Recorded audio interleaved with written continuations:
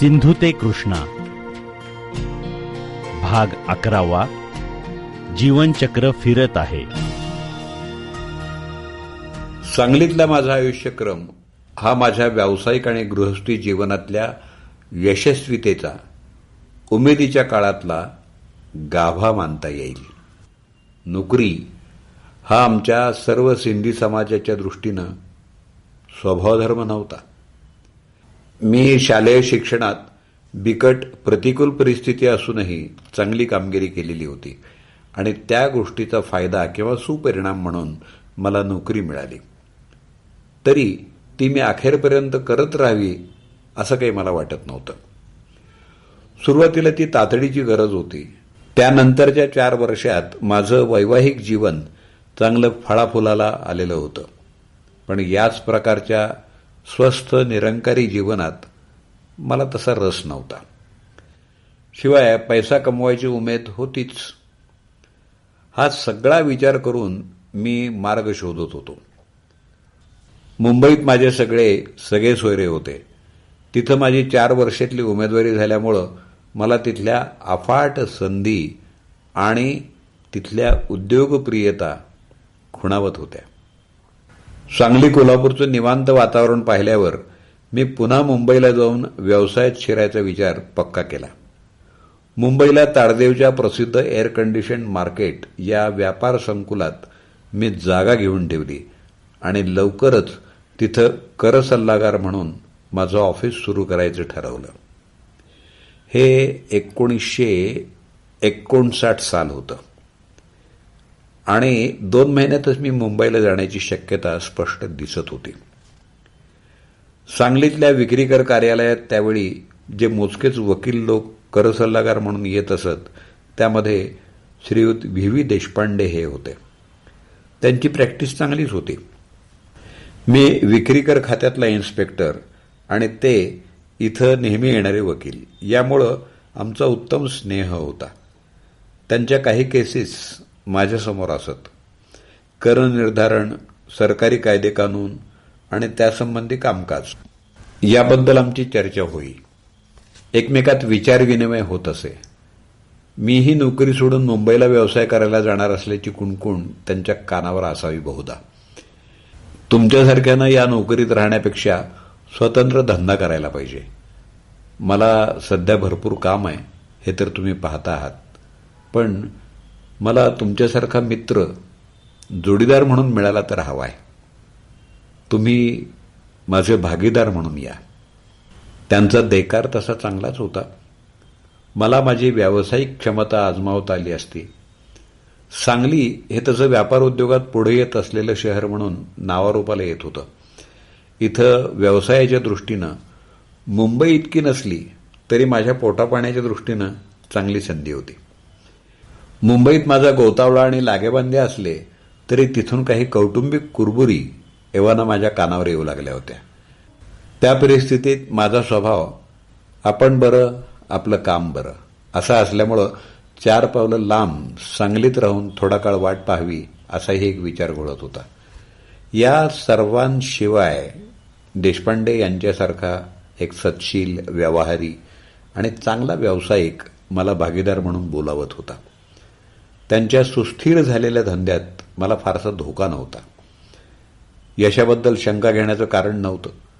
या अनुकूलतेबरोबरच आणखी एक गोष्ट मला स्पष्ट दिसत होती, ती अशी की महाराष्ट्रात नवा विक्रीकर कायदा संमत झालेला होता आणि तो 1 जानेवारी 1960 पासून प्रत्यक्ष अंमलात येणार होता.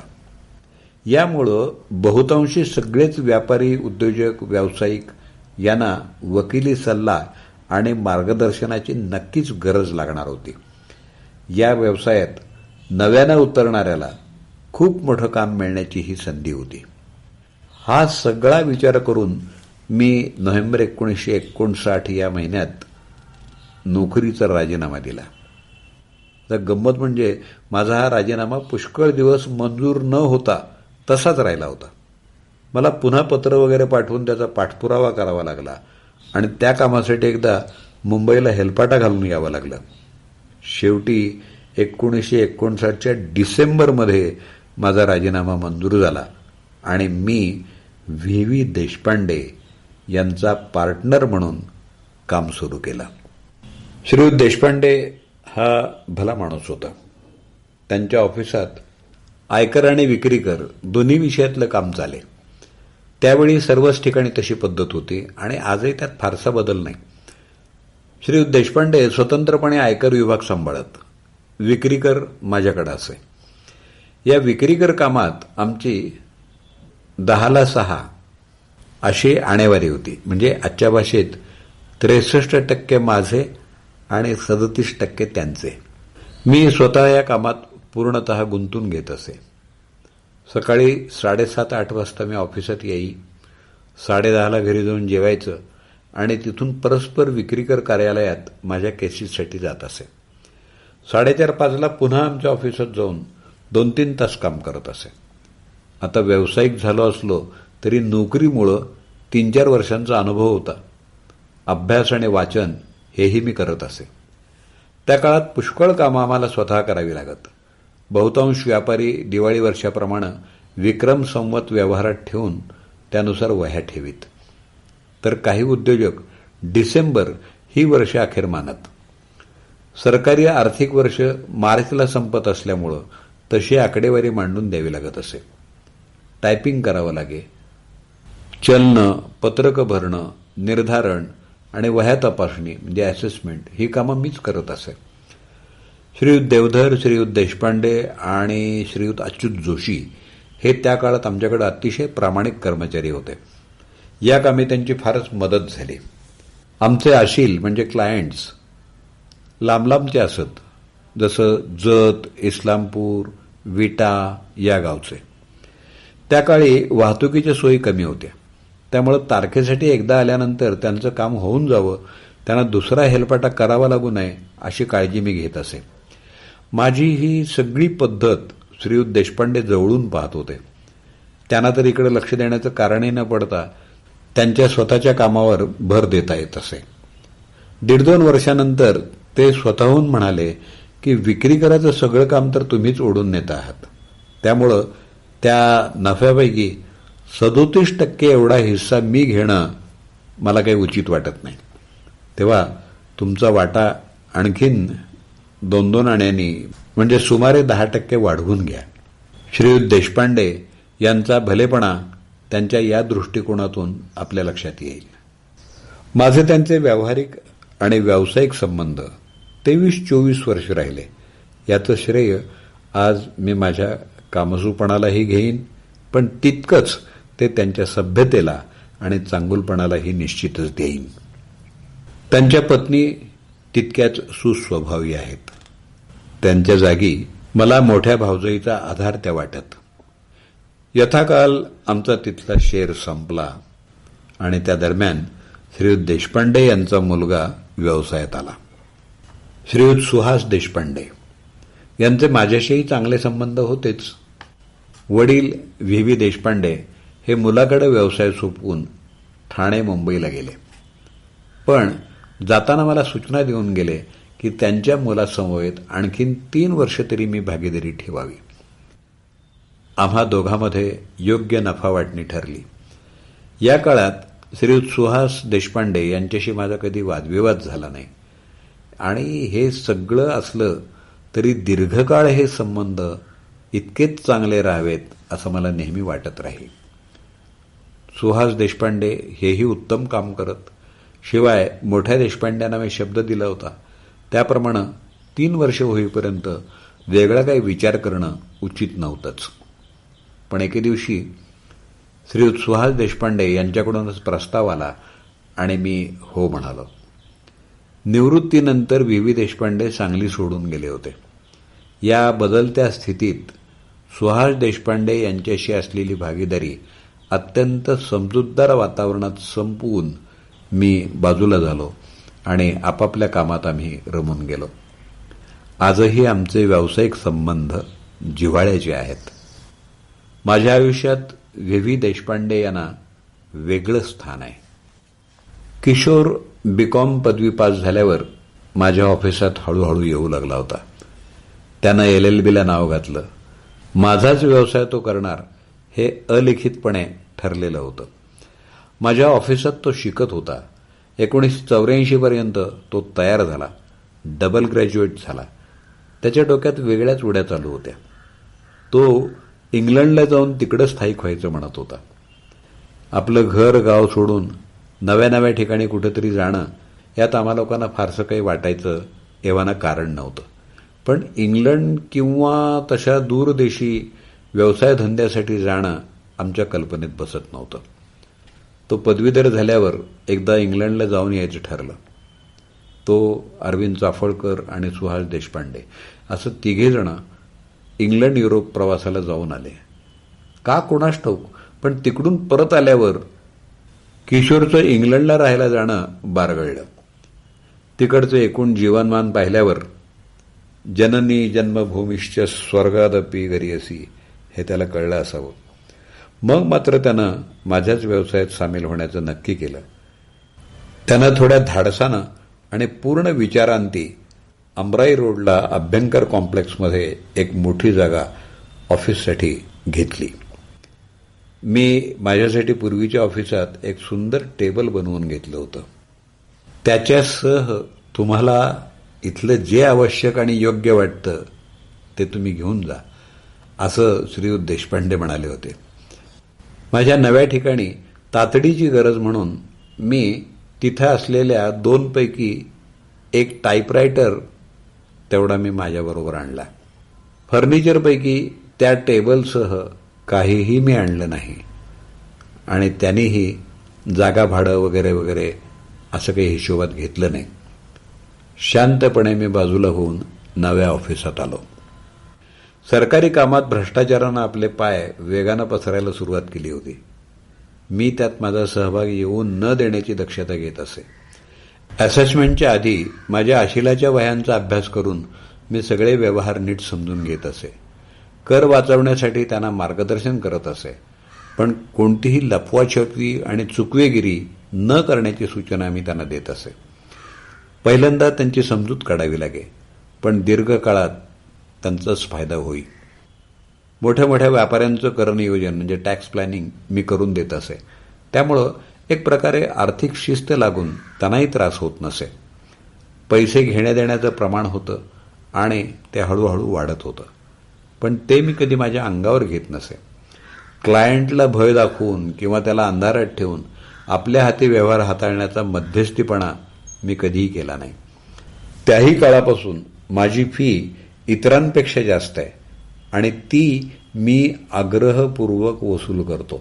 पण तरीही माझ्याकडं सर्वाधिक क्लायंट्स आहेत, कारण मी व्यवहार उघड ठेवले आहेत, पारदर्शक ठेवले आणि देण्याघेण्याचं काम सरकारी कर्मचारी आणि माझे क्लायंट यांच्याकडून परस्पर करावं अशी पद्धत मी ठेवली.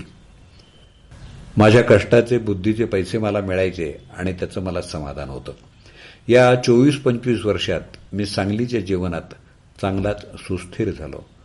व्यावसायिक संमेलनांच्या म्हणजे सेमिनारच्या निमित्तानं मी 2 वेळा सिंगापूरला आणि एकदा दुबईला जाऊन आलो. जवळपास 40-50 वर्ष मी या कामाशी जवळून परिचित आहे. मी माझ्या गतजीवनाचा आढावा घ्यायचं म्हटलं तर माझ्या या करविषयक कारकिर्दीचा पल्लाच जास्त मोठा आहे. त्याची हकीकत फार तपशिलानं सांगण्याजोगी नाही. एक वकील या नात्यानं त्या व्यावसायिक कारकिर्दीबद्दल काही सांगू म्हटलं तर सर्वांच्या भुवया उंचावणं स्वाभाविक आहे. कारण या काळात ज्या खास सरकारी सवयी रूढ झाल्या त्याबद्दल मी काय आणि कसं सांगतो याचीच उत्सुकता असणार आहे. खरं सांगायचं तर त्या सरकारी पद्धती आणि भ्रष्टाचार हे एक उघड गुपित आहे. त्याबद्दल मी तरी काय आणि कसं सांगावं हा प्रश्नच आहे. आणि गैरगोष्टी चघळून काय मिळणार आहे. म्हणून या काळातले केवळ एक अपवादात्मक वैशिष्ट्य म्हणून मी श्रीयुत जोगळेकर यांचा उल्लेख करेन. श्रीयुत जोगळेकर हे अतिशय कामसू, दक्ष आणि चोख असं व्यक्तिमत्व होतं. सरकारी कचेऱ्यांमधून सरसकट भ्रष्टाचार चालत असल्यामुळं आपणही सोळे राहू म्हटलं तरी ते शक्य होत नाही असं मला देखील वाटत असे. पण त्याला जोगळेकर हे चोख उत्तर होतं. जे भ्रष्टाचाराच्या विरोधात असतात ते आपला संताप तीव्र आक्रमकतेनं व्यक्त करू पाहतात आणि भ्रष्टाचारांच्या षडयंत्रात अडकू शकतात. त्यामुळं त्यांचंही नुकसान होतं. ते एकटे पडतात आणि मग गैरमार्ग अधिक प्रशस्त होतो. हे जोगळेकर हे स्वतः अत्यंत शुद्ध आणि स्वच्छ होते. इतरांचे गैरप्रकार त्यांना ठाऊक असत, पण ते तिकडे कदापि लक्ष द्यायचे नाहीत. स्वतःचा मार्ग स्वतः निष्ठेनं चालत राहणं त्यांनी पसंत केलं. नियमानुसार आपल्या कामातून त्यांना बढती मिळाली आणि ते खऱ्याखुऱ्या सन्मानानं शांतपणे निवृत्त झाले. त्यांची राहणी अत्यंत साधी आणि विनम्र असे. त्यांच्या बाबतीत असंही घडलंय की इतरत्र चटके खाल्लेल्या एखाद्या कुणी त्यांना काही देऊ केलं तर ते देणाऱ्यावर उखडत असत. पैसे देणे घेण्यापेक्षाही आपल्याला या माणसानं त्यातला समजावं याचा त्यांना विलक्षण संताप येत असे. काही काळानं त्यांना जाणवायचं की यात त्यांची चूक नाही. आपलं वेगळेपण त्या बिचाऱ्याने कसं ओळखावं? श्रीयुत खान किंवा जमादार अशा काही नावाचे एक मुस्लिम अधिकारी आम्हाला होते. तोही स्वच्छ हाताचा माणूस. अलीकडच्या काळात एक महिला अधिकारी आहेत.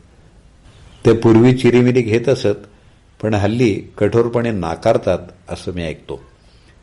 ते आता सांगलीत नाहीत. हे मला भेटलेले आणि अनुभवता आलेले काही अपवाद. बाकीच्यांच्या बाबतीत काही बोलण्याचा मला अधिकार नाही.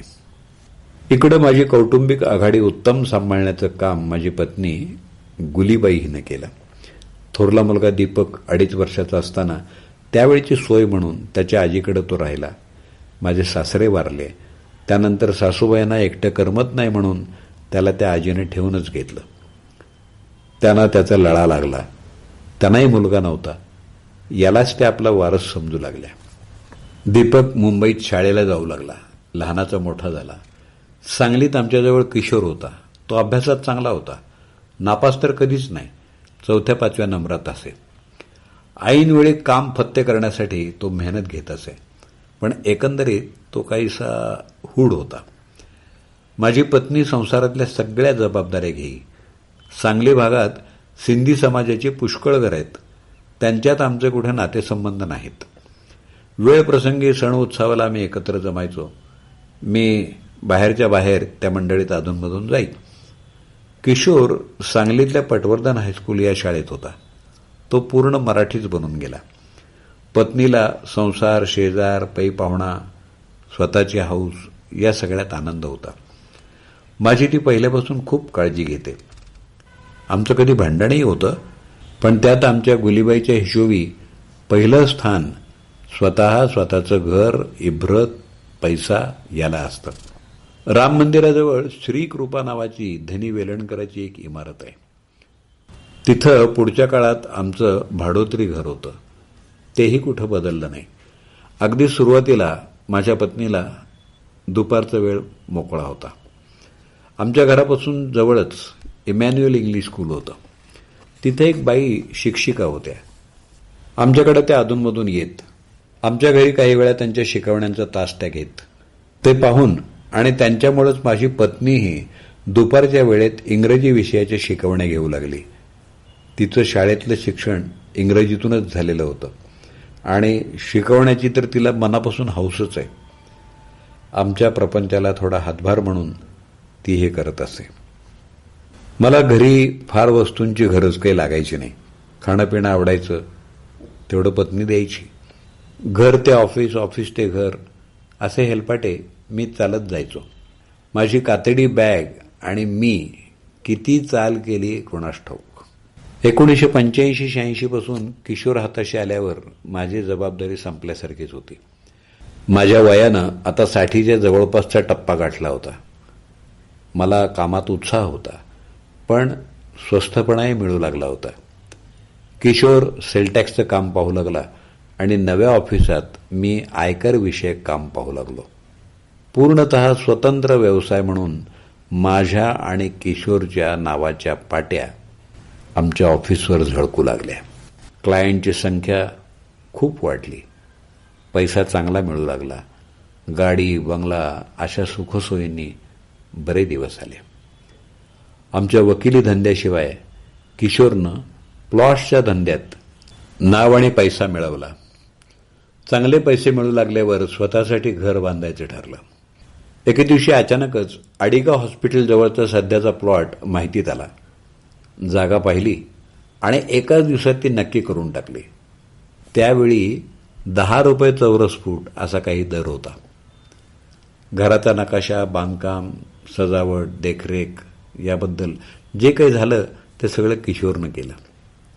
तो सांगेल त्या चेकवर मी फक्त सह्या केल्या आणि पूर्ण झालेल्या आमच्या अतीत बंगल्यात राहायला आलो, इतकंच. आम्ही सिंधी लोक भारताच्या वायव्य प्रांतातून उद्योगी संस्कृतीचा नाईलाजानं त्याग करून आलो. मला आश्चर्य वाटतं की माझ्या एका छोट्या आयुष्यात परिस्थितीचा एवढा मोठा झोका त्या टोकापासून या टोकापर्यंत कसा काय घेतला गेला कोणास ठाऊक. पण मला भोवळ कधीच आली नाही. श्रद्धा आणि श्रम यांचे दोर दोन्ही हाती मी घट्ट पकडले होते. या झोक्याच्या प्रारंभी सिंधूसारखी एक सरिता आमच्या संपन्न जीवनाचं अंग बनून राहिली होती. आणि आता इथला कृष्णाकाठ आम्हाला कुशीत घेत असल्याचा भास होतो. या जीवनदायी निसर्ग देवता चिरंतन वाहत राहणार आहेत. मनुष्य केवळ निमित्त मात्र. आमच्या घरचा गोतावळा सध्या तसा मर्यादित आहे. दीपक आणि किशोर या दोघांची लग्नकार्य होऊन त्यांचे प्रपंच मार्गी लागले आहेत. 4 नातवंडांना देण्यासाठी आम्हा दोघांना वेळ कमी पडतो. सुनीता आणि अनिता या सुना मला तर लेकींच्या ठिकाणी आहेत. याखेरीज आमच्या निकटचा परिवार बराच मोठा आहे. राजकुमार रडोमल यांचा कापड व्यापार आहे. त्यांच्या सगळ्या कुटुंबियांशी आमचे चांगले संबंध आहेत. धननिरंकार पंथाच्या सत्संगानिमित्तानं आजही आम्ही त्यांच्या घरी जातो. एशियन रेडिओवाले आसनदास आणि परमेश्वरी आणि जयदेव तसंच विद्या ही दोन्ही नानवाणी कुटुंब आमच्या घरोब्याची आहेत. त्यांचं आयकराचं काम सगळ्यात प्रथम माझ्याकडे झालं. हुंदराज दयाराम लुल्ला हे आमचे आडनाव बंधू. विशिनदास गिडवानी हे सिंधी पंचायतीच्या कामातून खूप जवळ आले. इतरही बरेच बांधव आमच्या सामाजिक किंवा घरगुती कारणासाठी एकत्र येतात. याशिवाय नावंदर काका, तारळेकर मामा हे खास मित्र बनून गेले. टॅक्सेशन कन्सल्टंट असोसिएशनच्या कामात विठ्ठलराव ठाणेदार, के.बी. कायस्थ या वकील मंडळींची खूप खूप मदत झाली आणि स्नेह जमला. एस.एस. शहा हे तर मला अगदी घरच्यासारखे वाटत. ते माझे सहकारी, मित्र, शेजारी सगळं काही होते. पट्टण शेट्टी आणि कुलतारसिंग चड्ढा हे सध्याचे शेजारी माझ्या रोज सकाळच्या फिरण्याच्या गटात असल्यामुळं आम्ही कप्पेदास बनलेलो आहोत. सुनील कोकितकर हा खरं तर माझा मुलगा किशोरचा वर्गमित्र, पण माझ्याशी दोस्ती करून तो फिरायला सोबत करतो. दत्ता पालकर हा वयानं किशोरहूनही लहान आहे, पण आमच्या व्यवसायात भागीदार आहे. त्याची समजदारी, प्रामाणिकपणा आणि सरळपणा हे गुण मोलाचे आहेत. जमीन खरेदी विक्रीच्या धंद्यात किशोरचा भागीदार असलेला अरुण शहा याच्याबद्दल मी काय म्हणावं तेच कळत नाही. त्याला मित्र म्हणू, घरचाच म्हणू का मुलासारखा म्हणू, त्यापेक्षा तो वेगळा कुणीतरी आहे.